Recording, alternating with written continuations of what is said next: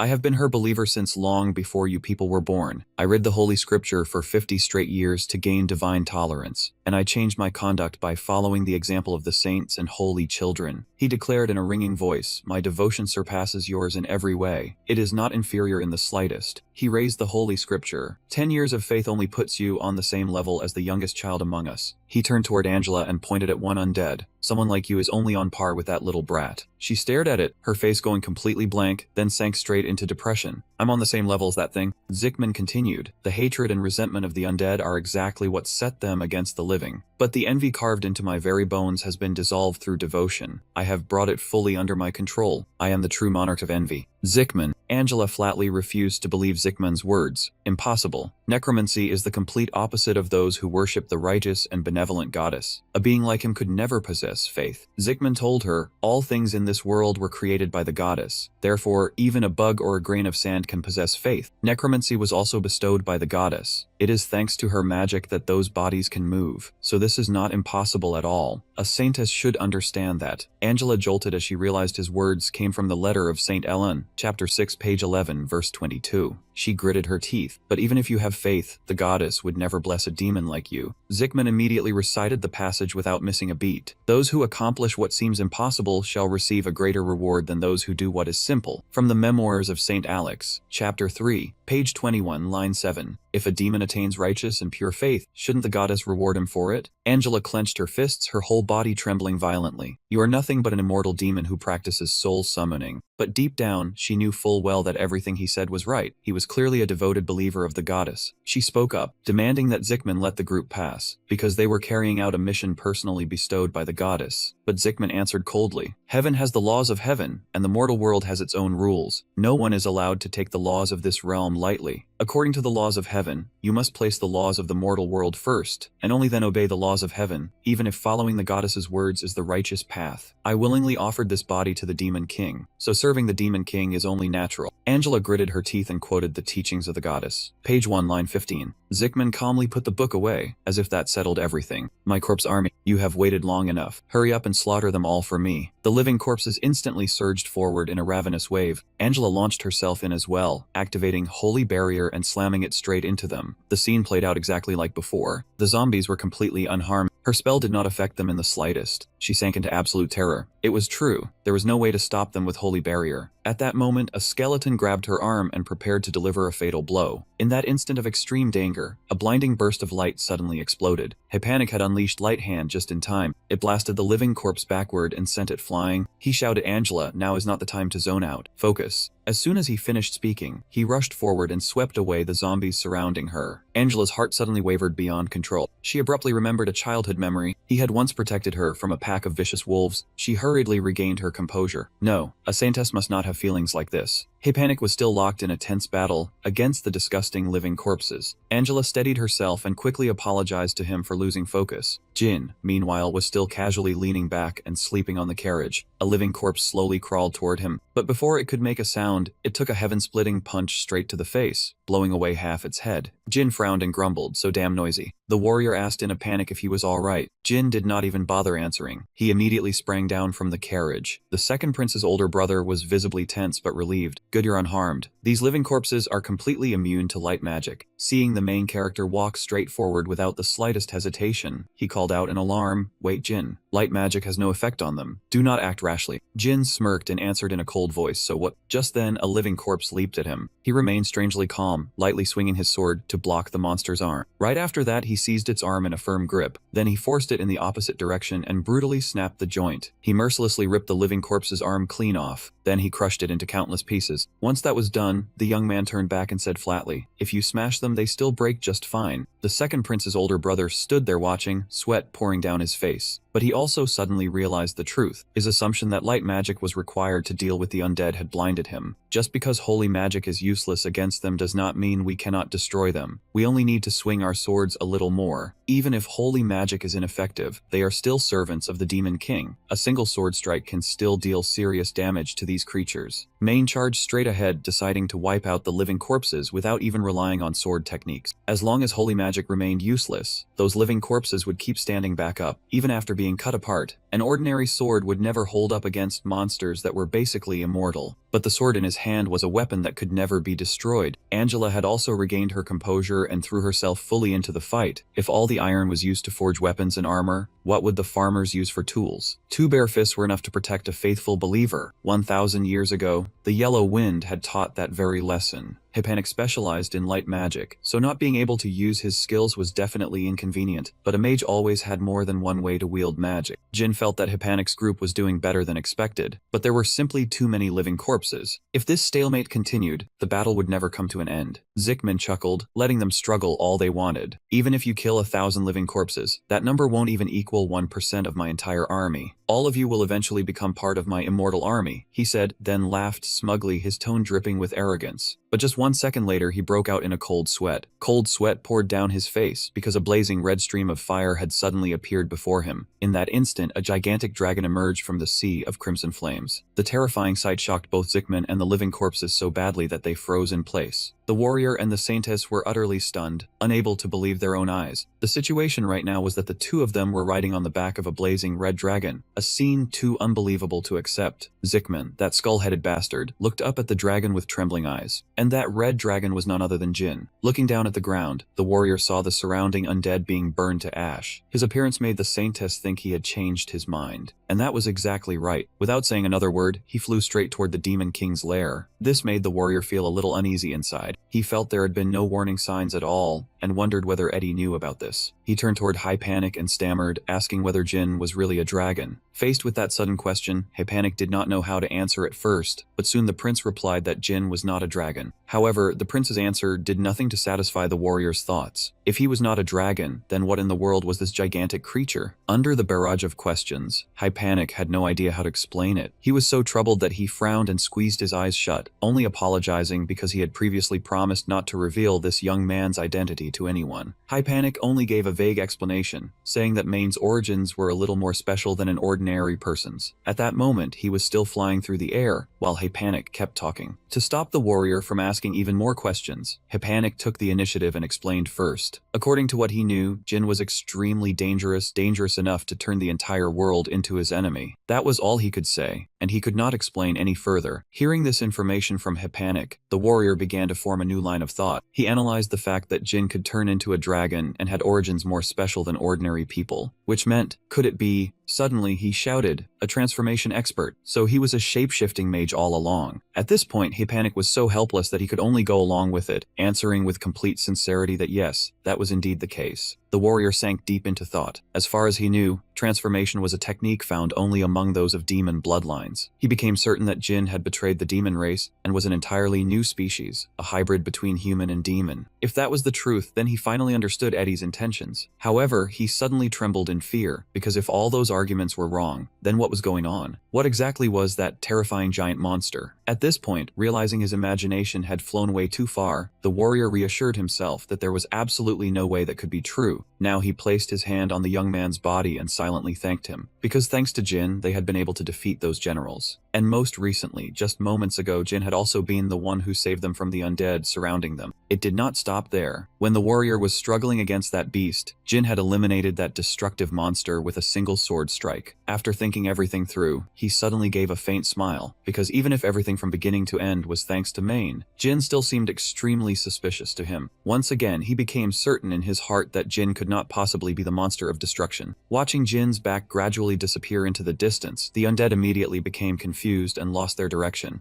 Zickman was also drenched in sweat, muttering, "Oh my god." A while later, they had nearly reached the castle where the Demon King resided. The warrior had not expected it to take 30 minutes to get from there to here. Luckily, this young man had carried them. They looked at the towering black spire standing before them. The warrior did not know what it was, and somehow it looked a little too ordinary compared to what he had imagined. Seeing this guy rambling nonstop, Main finally reminded him to stop staring at the sky and clouds, and turn around to look behind them. Hearing his words, everyone instantly whipped around 180 degrees. The sight made them all jump in shock. They had not expected the undead to still be chasing right behind them. Did these things seriously never get tired? According to the Saintess estimate, it would take about 2 hours for them to get from here to there. The number 2 hours plunged the warrior into a heavy silence. Within those 2 hours, they had to kill the Demon King, escape from this place as quickly as possible, then climb onto Jin's back and fly away. But would they make it in time? Time was far too tight, and the situation made him grit his teeth. If they failed to kill the Demon King before the undead surrounded them, then this battle would drag on forever. Now he began thinking of a solution to this difficult problem. They needed more people. Only then could they buy a little time and achieve their goal. At this moment, the warrior began calling out to Main. No one knew what he whispered to Jin, but the hunter immediately lowered his altitude and landed on the ground. Hypanic and his 2 remaining teammates jumped down from Jin's back one after another, without the slightest hesitation. The whole group had the protagonist carry them all the way here, because the road ahead would still depend heavily on him. Without wasting a second, they charged straight into the tavern-like building. As for him, he vanished from sight in the blink of an eye. The demon guards spotted the intruders and nearly jumped out of their skins, their faces twisting with panic. One of them roared, "You humans think you can just barge into this place like you own it?" The moment it finished speaking, the monsters howled and gave chase after the hunters. They had just rushed into attack when a thick, purple liquid splashed directly over their bodies. The demon stared at the slimy fluid now coating its arms. It shuddered and muttered, "What is this stuff? Could it be poison?" Before it could figure out the answer, the liquid began bubbling violently, then erupted into a wide-range explosion that swallowed a third of the fortress. At that moment, Jin was circling high above and taking in the whole scene. That deep purple liquid was not oil or poison at all, but an extremely flammable fuel. The instant it touched fire, it detonated, and the protagonist looked down with a calculating gaze. Right now, no one could open the gate leading inside. The undead and Zickman were helpless too, unless they could somehow cross the wall of flames before the fuel burned out. Zickman stared at the blazing fortress, frozen in place. Sweat began to bead across his forehead. He clenched his teeth and silently cursed that absurd, ridiculous dragon. Damn it. There was no escape now, no matter where he ran. Zickman was standing on the back of the biggest, most powerfully built Andis, surrounded by an army of Andis so massive it blacked out the sky, leaving only pairs of glowing red eyes in the darkness. Zickman could not understand whether Jin was truly a high-speed dragon or not. How could he fire dozens of shots in a single day? Could this be the one Sloth had chosen for him? The mage's hands began trembling uncontrollably. At this point, status no longer mattered to him. The only thing he cared about was that dragon. Zickman's hand-shaped staff dug tightly into the shoulder of the Andis carrying him, leaving the creature confused with no idea what was happening. The mage's eyes turned bloodshot, blazing with crimson light. Damn it all, that really was a dragon. The undead race had 3 fatal weaknesses. With their corpse-like, bone-dry bodies, their first weakness was destruction by light attribute magic, which made their skin start smoking. Second, they would be destroyed by sunlight, causing their skin to roughen and crack apart. The final weakness was decay over time. However, the first weakness had been solved through faith, which wrapped their bodies in a radiant golden light. To avoid the second weakness, they were forced to stop moving after sunset. Finally, to prevent decay, the monsters had to completely remove the moisture from their skin. But because of that, they were no different from dry firewood, exposing one massive new weakness. They were terrified of fire. Even so, Zickman could still use fire resistance magic to reduce the damage to some degree. That dragon's brain was not helping at all. It was completely useless against the Demon King. Under Zickman's command, the undead continued surging forward without pause. Not only were they useless, they were getting burned in pitch black, dried out logs. The mage was now burning with passion. He swore he would protect the Demon King with every ounce of greed he possessed. This battle was a life or death showdown between him and Jin. Capture that dragon for me. Meanwhile, Hypanic's group had already pushed deep inside the fortress. The warrior flashed past the demon guards like lightning. With a single slash, he wiped them all out cleanly. After that, he immediately pointed the way for everyone to move farther inside. Suddenly, a stone pillar slammed straight toward the warrior, startling him badly. The impact instantly unleashed a terrifying shockwave, sending shattered rock and dirt flying everywhere. Hypanic and the Saintess shouted at the same time, their voices filled with worry. From within the cloud of dust, a purple foot slowly stepped out. "This is as far as you go, brat." The one who had appeared was Julius. That purple freak holding the stone pillar was Julius, the shared title given to the demon of ambition. He carried the pure blood of the demon race and possessed a rippling six-pack from both front and back, making him look absurdly eye-catching. His demon bloodline came from the incubus, also known as lust, and the young man shown in the image was Julius from roughly 10 years ago. According to the information provided, incubi were a type of wizard-like demon army that specialized in seducing humans and absorbing their life force. Looking back, Julius 10 years ago was extremely confident in his God-given beauty. Every girl collapsed into his arms. Because this species possessed special magic, they did not need to train their bodies, and back then, young people avoided bulky muscles, because having a ripped physique was considered extremely ugly. This was true for Julius as well. At that time, it shattered him so badly that he dropped to his knees on the ground. If that was the case, the bigger question was why he had become so muscular and solid in the present. Why did he not use his signature magic and instead choose muscle power as his weapon? In that instant, tears streamed down his face and splattered onto the ground. It was all because of the painful memory of a heartbreaking breakup 10 years ago. Back then, he had been far too confident in his God-given looks, believing himself to be a true Korean male idol. And that is where the flashback ends, because the warrior had already launched himself forward at incredible speed. He swung his razor-sharp sword and charged straight at Julius, his face twisted in obvious irritation. Seeing the warrior rush in, Julius also began lifting the remaining piece of the stone pillar, intending to crush this little brat. He had only started reminiscing for a moment, and this guy was already pissed off. Wasn't he telling the best part of his past or something? Then he immediately hurled that massive chunk of stone straight at the warrior. Before the towering stone pillar, the warrior did not flinch. In a split second, he unleashed a barrage of razor-sharp slashes. The stone pillar instantly shattered into countless pieces. After that devastating strike, the warrior stayed calm and cold. He immediately turned around and faced Julius head-on. The Heavenly King also began casting magic, pouring all of his inner force into his sturdy arms. The warrior's blade and Julius' fist collided at the same time. The violent clash of power created a terrifying shockwave. Suddenly, from the middle of the thick cloud of dust, a dark figure was blasted away. That shadow slammed straight into the stone wall, and it was none other than Julius. With just a single blow, the warrior had taken him down. Buried in the rubble, Julius thought this ending was unworthy of the title of strongest among the 4 heavenly kings. But when he looked at it closely, everything had unfolded naturally. The underlings beneath him often took the Yu Yin people hostage with an arrogant attitude like Fu Langxi, or with bottomless gluttony like Pazut. Most of them had no real strength, yet their tempers were extremely explosive. The one left was none other than Ba Luo, a lazy bastard almost on Nate's level. On top of that, they only joined battles that benefited their own personal ambitions. That was Lady Bassanio de Zaya. In the end, because Envy had no private army, he built his own force. Who else could it be but Zickman, the Lord of Jealousy, who always rewarded the brave at a 1-to-1 rate with peak power? Right then, the warrior turned back and urged the prince and the young girl to hurry. The two answered in unison, while strings of numbers appeared before them, looking as if they were about to spill right out of the screen. Julius was still flattened against the pile of broken stone. He wondered if raw power alone was really enough to defeat the heroes. He sincerely wanted to apologize to the Demon King for only making it this far. He simply lay there, dizzy and helpless, as the 3 of them passed by one after another, and then Julius went completely still, without the slightest movement. At this moment, the group had arrived before the door of destiny. The warrior reached out and touched its cold surface. A hint of worry crossed the protagonist's face, because this was the place where the Demon King resided. The Yu Yin door slowly creaked open. Far from what they had imagined, inside was a petite little girl with long, flowing white hair. Seeing the door open, the little girl turned her head and asked if it was Julius. At the sight of her, the warrior froze. Was this really the Demon King? Outside the castle at that moment, Kim was facing off against a swarming horde of undead. He began puffing out his cheeks until they bulged. There was a very good chance he was about to breathe fire. When Zickman saw that scene, he was utterly puzzled. Why was he not spitting fire? Could there really be another method besides that move? He stared so hard at Kim that his eyes almost crossed. He thought that if Kim truly could not breathe fire, then he needed to stall for time. Or should he go reinforce the Demon King right now? He sank so deep into thought that his staff dug into one of the undead, making it wince in pain. In the end, he decided this much support was enough. As for Kim, his mouth had puffed up so much that it looked like it could not hold anything more. Right after that, he dove straight down from the sky. He plunged directly toward the undead horde. Seeing him charge down, Zickman cried out in panic, "Here he comes!" He immediately used the Firecraft Scepter to strengthen the fire magic on himself and the undead. In an instant, an orange glow wrapped around them all, even though every single face was now twisted in absolute terror. Seeing that every preparation was complete, Zickman shouted, "Come on, you dragon!" But even without being called, Kim was already diving straight down. However, he suddenly changed direction. Instead of crashing into them, he began shooting upward. His mouth was still clamped tight around something swollen and full. A purple liquid began pouring from Kim's mouth. It was the flammable fluid the other 3 had used earlier. The liquid fell and instantly stuck to the undead, throwing them into utter panic. When Zickman saw that liquid, he looked as if his soul had been stolen. But he quickly snapped back to his senses, because the liquid exploded at a terrifying speed. Only now did he start stammering. "What is this?" A few drops of the liquid began sticking to the tip of his nose.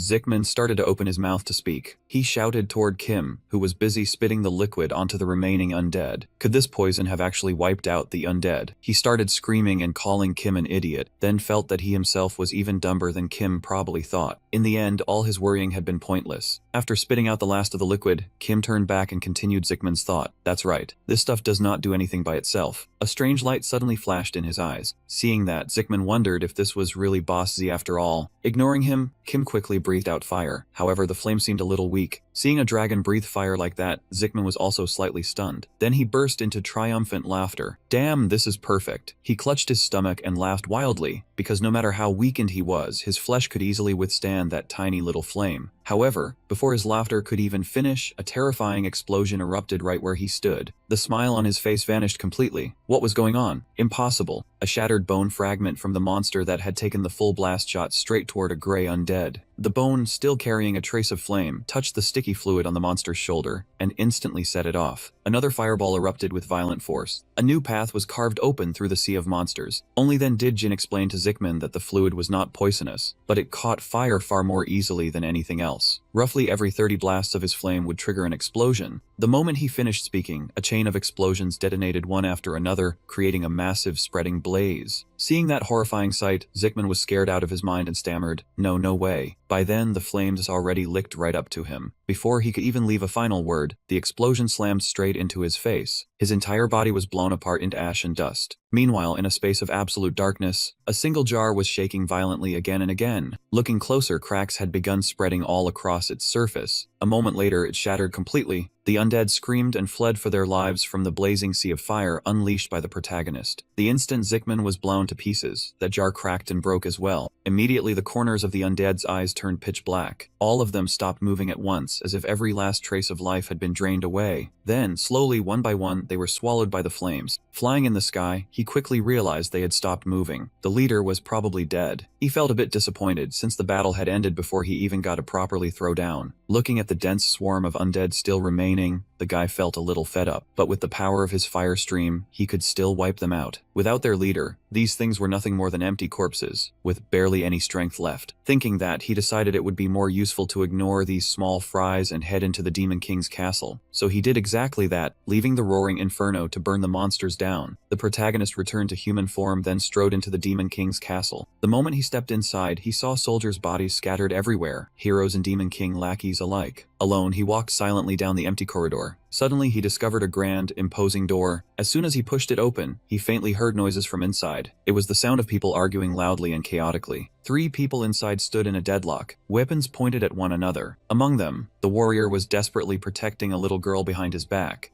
Panic loudly questioned the warrior, pressing him again and again. The warrior firmly declared that they absolutely could not eliminate her, and that they had to live together with the little girl instead. The young woman standing between them tried desperately to stop the fight, begging them not to argue, not to fight, not to rip each other's clothes, and to put their weapons down. Only then did he step inside and ask what exactly was going on. Everyone inside turned to look at him at the same time. The guy asked about the Demon King's situation. The warrior hesitated because telling him the truth would be incredibly dangerous. In the end, Panic was the one who spoke. It turned out the little girl the warrior was protecting behind him was the Demon King. Panic then ordered him to deal with her immediately. But the warrior instantly shouted for him to stop. He looked at the warrior and asked him to confirm Panic's words. The warrior also admitted it was true. But then the warrior gritted his teeth and looked toward the Demon King. Then he declared that she was no longer the Demon King. Hearing that, the others were completely baffled. The warrior explained that her body was indeed the Demon King's, but her soul had been replaced by someone from another world. The warrior stated it with absolute certainty, because he had used his lie detection skill to verify it. Hearing that, he glanced at the Demon King, who was hiding fearfully behind the warrior, and thought to himself that if the warrior was telling the truth, this was already the third person from Earth. First, Edward was someone who had been reborn or reincarnated, since he was born into a body from this world. He himself had transferred over while transformed, so he could be considered a mutant. As for the Demon King, she had the soul of an earthling trapped inside a body from another world. In that case, she belonged to the possession type. She had originally been nothing more than an ordinary office worker back on Earth, but she shut herself away and drowned herself in the world of military novels. So when she could no longer accept reality, she reincarnated as a Demon King in another world. The trope of a soul lodging inside someone else's body was a familiar plot point in the novels she loved. Because of that, she was convinced this was only a dream. She brazenly spread Earth's knowledge, systems, and concepts into this world, causing the Demon King's nation to grow in power at an exponential rate. The balance between humanity and the demon race was shattered, forcing the goddess to send down a hero. She stubbornly believed that as long as she stayed alive, she would remain the main character, just like in a novel. But the brutal truth was she was no main character. The generals she once trusted all lost the ability to use their power, so she purged every last one of them. It was not until Julius was defeated that she finally snapped awake, and terror instantly flooded her mind. The only thing she can do now is kneel down and beg us for mercy. After hearing the whole story, the protagonist folded his arms and coldly questioned her. She had ordered her subordinates to cause all this chaos, and only came running to surrender once she was cornered. The warrior panicked and tried to defend her, but he immediately stopped him and asked whether the warrior truly believed she came from another world. Whether he believed it or not, that no longer mattered at all. The warrior still tried his hardest to explain what he'd just said. He was genuinely worried, because far too many lives had already been lost. The dead were already dead. He simply did not want to take any more lives. Seeing that pained expression on the warrior's face, he fell silent for a moment, then glanced toward Hypanic as a signal. Suddenly the young man spoke up. It was time. Hypanic instantly drew his sword. Before the warrior could even understand what was happening, the blade shot straight toward him. The warrior hurriedly drew his own sword to block, but Hypanic's rule was far too powerful, and the sword in his hand was smashed to pieces. Hypanic's sword immediately underwent a strange transformation. It pierced through both of them, carving them into a donut-like shape. In the warrior's heart, a hero had always been upright, just, and kind. Those three virtues seemed similar, but at times they contradicted one another. Once a hero overcame that moral crisis, he would reap the most perfect reward. But the prince and Hypanic were trampling on that very kindness of his. The warrior had once taken part in the slaughter of those who no longer had the strength to resist. At the weapon forging village, even if it was the right thing to do, it was in no way kind. He also did not condemn the villains at the casino, and only focused on saving his comrades. That was kind, but it was not just. And in the end, he even abandoned his mission to cover for the Demon King. Even the uprightness he was praised for had been thrown away. The hero was no longer upright, just or kind, and if so, then the hero was no hero at all. The warrior stared blankly at Hypanic, unable to believe what he was seeing. Hypanic coldly questioned him. Did it hurt to call his name? From the moment he demanded that the Demon King's life be spared, he had already ceased to be the hero. Crimson blood mixed with the shattered fragments of the sword, because the immortal sword was now nothing more than an ordinary blade. The warrior clutched his stomach in agony and called Hypanic's name, but Hypanic did not want to hear another word. He slowly withdrew his sword. He was angry at the warrior. Truly angry. But aside from this, there was no other choice. Hearing that, the warrior stammered in denial. Before he could finish his sentence, he collapsed to the ground. The saintess, who had witnessed everything, went deathly pale and stared at Hypanic. She could not understand how things had come to this. She rushed past Hypanic, trying to reach the warrior and check his condition, but he caught her wrist in time. The saintess looked up at him in shock. Then she hurriedly demanded to heal the warrior. But when she saw that he only remained silent, the veins on his neck began to bulge, and the saintess was so frightened she could not speak. In the next instant, he transformed into a serpent's head, bared his fangs, and lunged at the saintess. A few days earlier, he and Hypanic had secretly joined hands. It was a plan to cleanly deal with both of them, the warrior and the saintess. He was fairly surprised by that as well. The main character had assumed that Hypanic harbored special feelings for the saintess. Hypanic slowly admitted that the warrior liked her too, and he himself was no exception. However, he could not ignore the warrior's healing ability. Because the warrior had given up the throne to become a hero, he was no longer qualified to compete with Hypanic for the imperial crown, which meant the pact with the family could no longer be fully honored. Hypanic had also investigated the saintess's terrifying healing power. It stitched together scraps of flesh and resurrect a person, a truly heaven-defying spell. Then he looked toward the backs of the warrior and the saintess and said that power should really be called immortality. If they wanted to deal with the saintess, they could not leave even a single scrap of flesh behind. The main character turned and asked how he planned to make his move. Panic placed a hand on his shoulder and gave him a wink, which really ticked the main character off. He said there was still someone here who could turn into a dragon and swallow a whole person, but hearing that, the main character calmly denied it, because even without turning into a dragon, the main character could still swallow someone whole just fine. Seeing that horrifying mouth full of razor-sharp teeth, Hypanic broke into a cold sweat and awkwardly praised him, saying their ally was truly reliable. Then Hypanic looked worried again, afraid that even after being swallowed, that thing might still run wild inside his stomach. But the main character immediately brushed that concern aside. To him, anything that passed through his esophagus would naturally disappear somewhere. As for where that somewhere was, even the main character had no idea. He only knew that as long as Giulio Aventura remained connected to him, that thing could not be destroyed. Back in the present, only two people remained in the Great Hall. Hypanic cast his gaze toward the Demon King, who had just returned. Up in the celestial realm, he faintly furrowed his brow. Then he turned and asked the main character if he wanted to finish her off right away, because leaving her like that made him unbearably uneasy. Once she was ordered to withdraw and the evacuation was complete, all abilities would vanish as well. Those who had shed blood in the battle against the Demon King would be granted one wish by the goddess, and the goddess's appearance would serve as undeniable proof of the Demon King's passing. After hearing that, Hypanic nodded in agreement, while he was still muttering to himself. A blinding light suddenly erupted. The light was coming from the Demon King's body, which lay motionless on the ground. Immediately after that, the scenery around the main character turned completely white, and beneath his feet, it felt as if he were standing on a pool of water. When he opened his eyes, a multifaceted cube appeared before him, carrying a range of emotional expressions. The main character stared at it for a while. He hesitated slightly, then asked, "Are you the goddess?" The cube rotated its smiling face to the front and confirmed it. The main character was curious, because this form looked nothing like the original goddess at all, but the cube gave an ambiguous answer. It said the interface was originally created based on the unconscious ideal image of the connected subject, but the current subject was outside the system's management range, so it could not generate a compatible interface.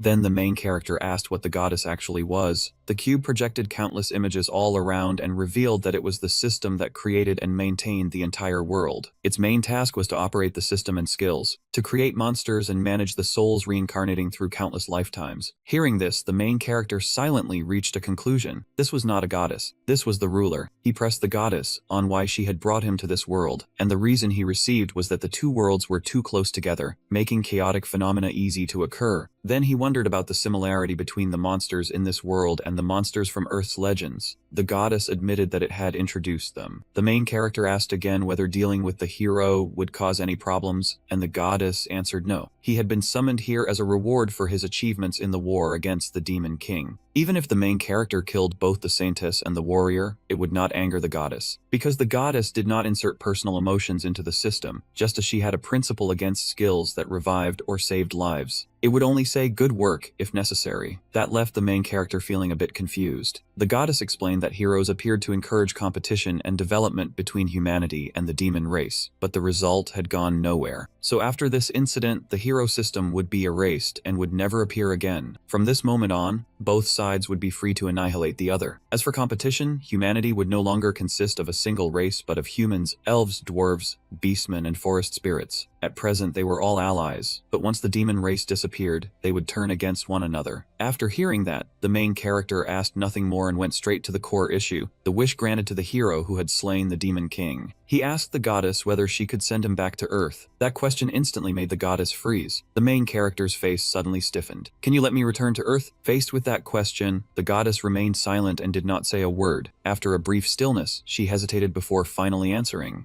"I cannot. You have become a figure with far too much influence in this world, so I am not allowed to send you to another world." Hearing that answer, the main character went numb. He had never imagined that his own influence had grown so great that even the goddess could not send him back to Earth. The main character seemed to realize it all at once. In other words, the goddess system cannot directly send me back. The goddess nodded in confirmation. He asked again, "Then can I find a way back on my own?" Just then, the goddess system spoke up, reporting that Hypanic was still receiving the information, and that processing it would take quite some time. Hearing that, Jin immediately waved it off and replied bluntly, "Then cancel it." He curled his lips into a faint, meaningful smile, then thought to himself, "Knowing this much is enough. I cannot go back on my word." With the route back to Earth basically settled, the protagonist's next goal was now to rise up and dominate every living thing in this other world. Even after devouring an entire dragon, that power still was not enough to put him at ease, because whether it was a superior life form or humanity itself, enemies could still be waiting to take him down at any moment. As for monsters that had not yet reached dragon level, this young man could eat as many as he wanted without the slightest hesitation. What he craved was the power of a transcendent species, something far beyond his current limits. He asked the goddess whether there existed any species with a seemingly ordinary body structure, yet powerful enough to shatter every law of physics. There is. Along with that answer, a flood of information about some of the most powerful creatures in existence was transmitted straight into his mind. Jin suddenly felt a chill run down his spine as the goddess linked and relayed each piece of data back and forth inside his head. Her voice calmly rang out. This species was inspired by Earth's Sithuhu region. In this world, the technology on the continent still cannot control it. Then the goddess asked if he used the privilege of the Demon King Slayer to create such a creature, what would he do with it? That question genuinely gave the protagonist a headache, because he understood the weight of this choice, and could not just pick randomly to get it over with. Each of those species possessed countless bizarre skills, from moving 400 times faster than light, to instant teleportation, to regenerating an entirely new body. But in the end, he was only allowed to create one, so this young man had to weigh every detail with extreme caution. After thinking it over for a long while, he quietly suggested putting the matter on hold for now. Hearing that, the goddess immediately asked if there was something he was dissatisfied with. Jin quickly shook his head and answered, "No, that is not it. In his calculations, any transcendent species that he was not yet strong enough to handle should not be allowed to appear too soon, because if he climbed to the top too quickly, he would lose focus, and all kinds of creatures from every corner of the world would come to take his life. The position of leader belonged only to the strongest, the one who was truly unrivaled under heaven. This world still had countless creatures the protagonist had not had time to devour. He could take his time eating them all first, then claim transcendent power later. After careful consideration, he told the goddess that his wish was to receive the reward for slaying the demon king at a later time if that was allowed. The goddess immediately nodded in agreement and paused the reward process for him. He then asked when he could come back to receive it, and she answered without hesitation, "Whenever you want. Your companions are also making their own wishes, so that will take quite a bit of time." The goddess asked whether he wanted to leave first or wait for his companions. The protagonist quickly chose to go first. With her task complete, she still did not forget to send him her best wishes before he left. At the same time, on the other side, a figure was gradually coming into clear view. He spoke up and asked, "Oh, so you're here?" Hypanic suddenly burst into sobs, because he never expected the goddess's appearance to look like that. Faced with that strange reaction, he was a little confused and could not figure out what was going on. As he imagined the image of a young woman in his mind, he guessed that the goddess probably took on the form of the ideal person of whoever met her. After that, the protagonist asked him whether he regretted it. Hypanic clenched his fists and answered, "Every minute and every second that passes makes me regret it." But then he laughed. "What is done, and regret will not change anything. Aren't you curious about my wish?" He stood up and asked what the other guy had wished for. The other replied that he had wished to obtain all the knowledge he would need from here on out. Hearing that, the protagonist immediately asked back, "Then that includes the knowledge needed to help me return to Earth, right?" Hypanic joked back, "I could hardly leave you in the world I am about to rule, could I?" At this point, he wondered what Hypanic's method was. The other man only said he would explain later, then added that the Demon King's army was about to come knocking on that old man's door. The Demon King's plan was to reform the entire army, merge the military system with administration, restructure the ranks, divide leadership authority, and introduce completely new weapons and tactics. Even the soldiers' mindset was changed. It all began with military strategy manuals, and the result of this massive revolution was a terrifying surge in the Demon King's army's combat power. It rose to the point where the Demon King could push humanity, which was already leaderless, to the very brink of extinction. At that moment, everyone was pouring all their strength into protecting the teacher. The fortress still stood, but against such a massive enemy force, it was no different from throwing eggs against a stone wall. Faced with this desperate situation, the general could only stand there wide-eyed and watch, unable to do anything more. The enemy army was far too numerous, and they possessed countless strange weapons he had never seen before. In despair, a bitter thought quietly crossed his mind. Could it be that humanity was truly about to be wiped out completely? The general seemed to have accepted his fate and shut his eyes tight. Then, all of a sudden, a shout rang out like a ray of light tearing through the gloomy air. "Reinforcements have arrived," just as a bullet was flying straight toward its target. In that very instant, another blue bullet, several times larger, shot out and blocked it cold. The battle fell into a deadlock, and the general hurried outside to observe the situation on the ground. His face could not hide his joy. "Excellent. With this momentum, we can still hold out for another week. During that week, the reinforcements should be able to reach the other fortresses as well." Suddenly, he realized someone was secretly opening the city gate. Thrown into a panic, he immediately growled out a demand, asking who had the nerve to do something like that. A soldier beside him hurriedly answered that it was a knight from the Third Knight Order. The moment the city gate cracked open, a group had already taken formation, ready to charge outside. It was none other than the Knight Order packed with useless, talentless nobles. One arrogant blonde saw this as a once-in-a-lifetime chance to show himself off. Up above, the general hurriedly ordered the city gate to be slammed shut. Seeing the soldiers still hesitating, he roared at them furiously and ordered them to close the gate at once. "Close the city gate right now." Not a single person dared to disobey. The guards hurriedly pulled the iron chains to shut the gate, but out of nowhere, the enemy shot down the soldier, causing the gate to burst wide open. Faced with that sight, the general sank into absolute despair, thinking that humanity was finished this time. Suddenly, someone shouted for him to look up at the sky, and by reflex, he immediately raised his eyes. In that boiling, desperate moment, when all hope seemed lost, the gigantic figure of Hypanic descended from above, landing right in the middle of the battlefield. With his sword gripped firmly in hand, the protagonist reassured everyone in a clear, commanding voice that everything was all right. As he landed, he declared, "I, Edward Duncan, have arrived." Back in the kingdom, King Hypanic was suffering a terrible headache over the current situation. He was listening closely as the general reported that the young man had set out to destroy the Demon King. Hearing that news, everyone in the hall was overjoyed and praised him without restraint.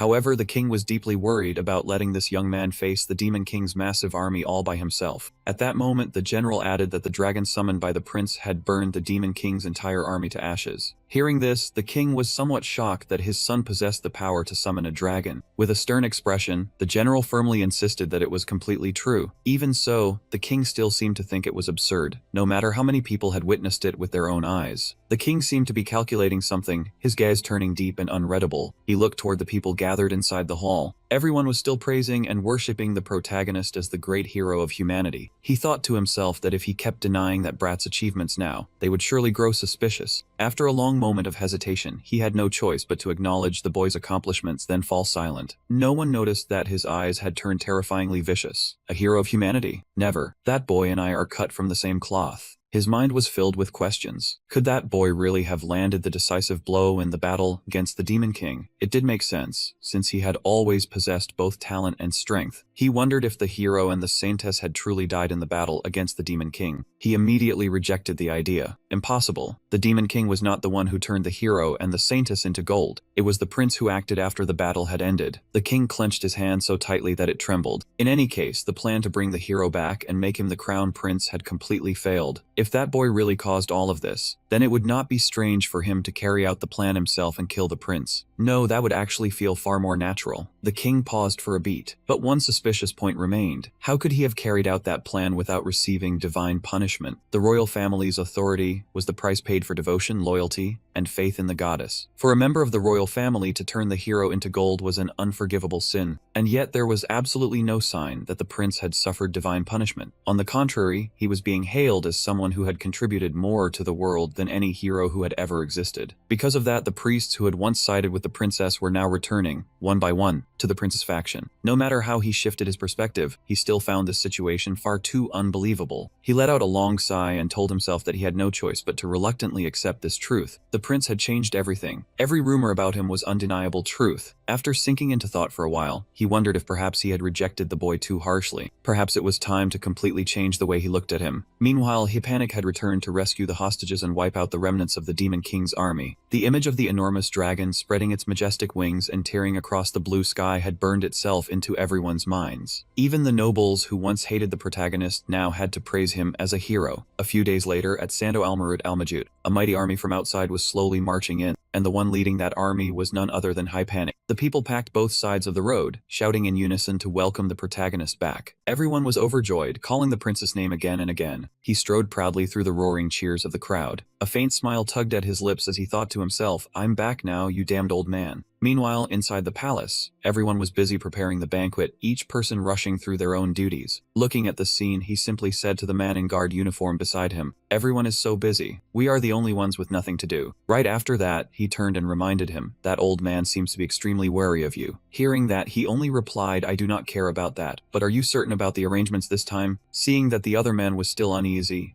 Panic immediately affirmed, "Of course. This is information I received directly from the goddess. But now is not the time for us to make our move, right?" Hearing that, Jin calmly replied, "I understand." As he was about to leave, the prince added, "Then I am counting on you." Suddenly, a bell rang out sharp and clear. Every gaze instantly turned toward the great doors. Panic Jin slowly stepped forward, making his way into the grand hall at an unhurried pace. It was clear that everyone was welcoming him with an incredibly solemn ceremony. They praised him as the foremost warrior of the Sacred Sword Order, the one bonded to the Wand of Light, and the seventh heir to the crown. Prince Edward Duncan. At that moment, the king's emotions became tangled and deeply complicated. In complete contrast, an unreadable smile appeared on Panic's face. The king was hesitating, unsure whether allowing him in here had been the right decision or the wrong one. And then, a royal guard stepped forward and softly said, "Your Highness, please place your sword here." The guard suddenly recalled the king's earlier instructions. If the prince draws his sword, you must immediately strike him down.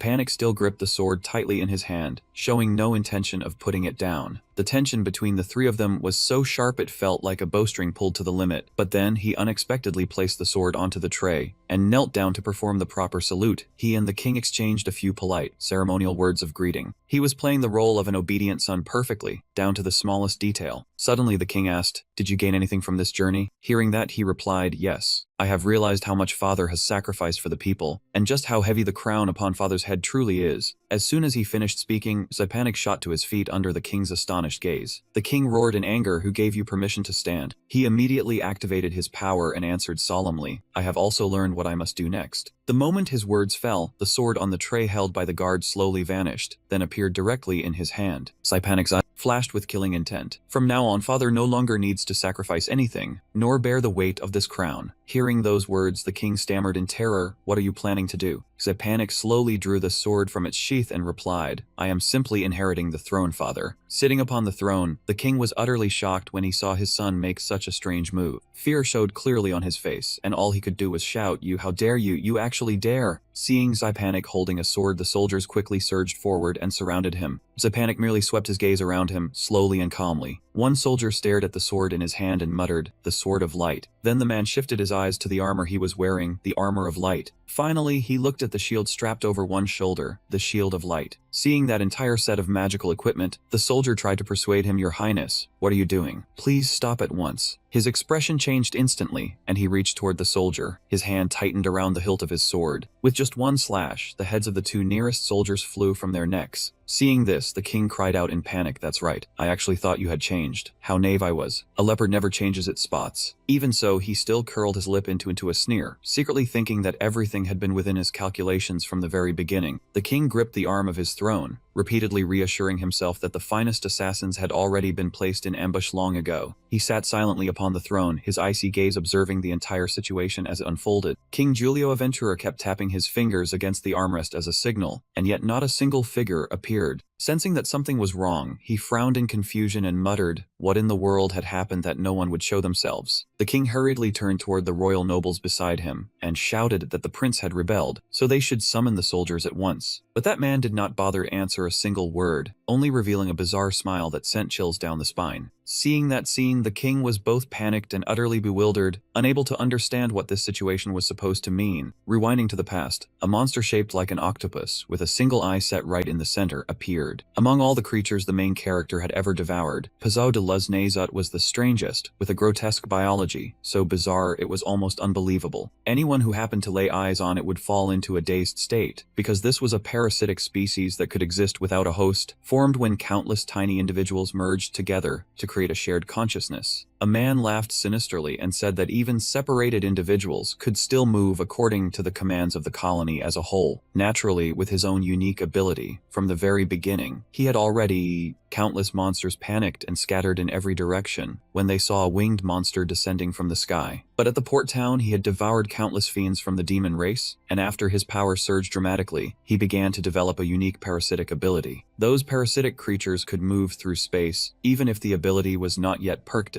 Still, it was enough to keep fallen-off individuals operating. Although he could not control the host itself, he could manipulate their emotions and erase their memories. After revealing that truth, the prince took full advantage of it and laid out a perfect plan. He shifted his gaze toward the armored figure and ordered him to begin the brainwashing. The person in armor standing beside him spoke up, saying that although this had nothing to do with Giulio Aventura, they still had to accept attention-drawing methods like this. Hearing that, the young man calmly replied that his brother did not need to worry, because they would not be doing anything as troublesome as brainwashing. At that moment, it was as if two personalities existed inside him at once. One remained calm and normal, while the other wore a sinister, venomous smile, ordering the occipital lobe to be stimulated to heighten empathy toward the target, the main character. That way, every time he witnessed himself obtaining what he wanted, he would experience the ultimate indirect satisfaction. After receiving the order, the armored figure immediately began infecting everyone in the royal palace. It was not difficult at all. All he had to do was drop the eggs into the wells used for daily water. That was the technique he had used, and he had supported him greatly throughout the entire plan. Back in the present,